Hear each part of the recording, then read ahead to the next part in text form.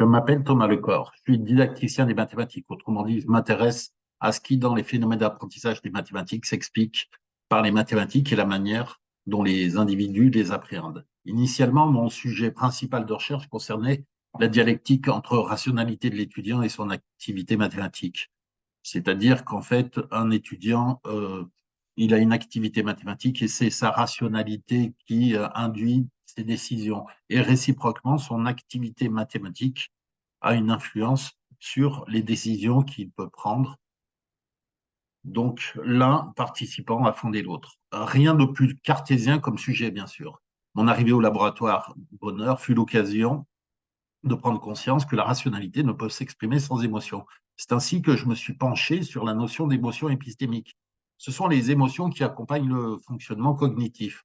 Loin de la pensée de Descartes qui prône la séparation du corps et de l'esprit, de l'émotion et de la raison pour bien juger, loin des études qui montrent que les émotions peuvent altérer le jugement, ces émotions épistémiques expriment les mouvements même de la raison, leur donnent corps.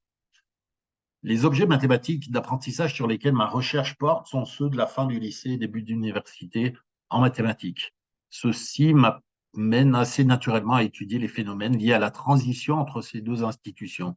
Comment les étudiants migrent de l'une à l'autre, quelles difficultés ils rencontrent, pourquoi.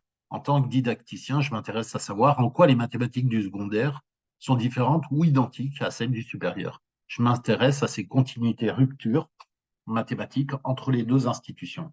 Ce qui me passionne dans la recherche, c'est de percer les mystères. On observe un phénomène inattendu et on cherche à comprendre le pourquoi. Inventer de nouvelles manières d'appréhender le réel pour pouvoir mieux le comprendre, imaginer des modèles, les tester.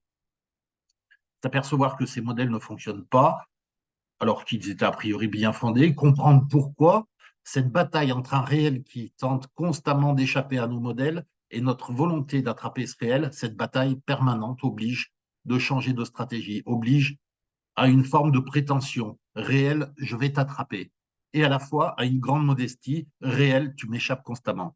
Elle fait passer les chercheurs par des phases d'espoir, de désespoir, de motivation, d'abattement, de désolement, de joie.